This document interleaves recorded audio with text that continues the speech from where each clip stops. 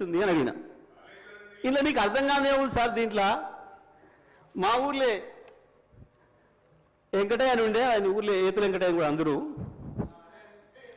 ఆయన కథ ఉంది ఇలా అన్నారు. ఏం కథ అని అడిగిన. ఏ లేదయ్యా, ఒకరోజు పొద్దున్నే ఆయన భార్య సర్పంచ్ కాడికి వచ్చింది. ఆయన భార్య సర్పంచ్ కాడికి వచ్చి కంప్లైంట్ చేసింది, మా వెంకటయ్య నన్ను కొట్టిండు, జర పిలిపించి మాట్లాడమని చెప్తే ఆయన పిలిపించిండు పెద్ద మనిషి.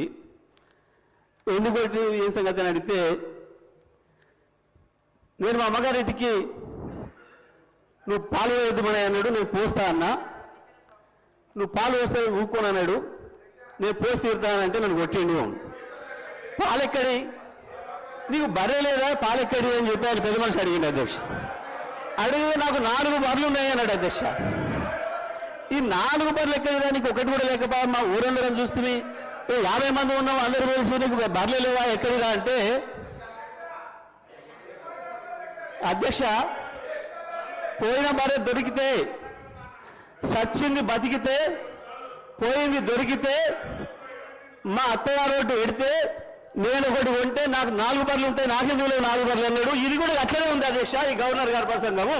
అంతకు మించి ఒక అక్షరం కూడా తేడా లేదు. ఎక్కడ ఇచ్చారు అధ్యక్ష? రైతులకు రుణమాఫీ చేసినారు, రైతు భరోసా ఇచ్చినారు, 12,000 రూపాయలు నా ఈడీఎస్ కార్మికులకు ఇచ్చినారు, 12,000 రూపాయలు నా ఆటో కార్మిక సోదరులకు ఇచ్చినారు, 2,500 రూపాయలు మా మహాలక్ష్మి అక్క చెల్లెలకు ఇచ్చినారు, రైతులకు బోనస్ ఇచ్చినారు, తోం బంగారం ఇచ్చినారు.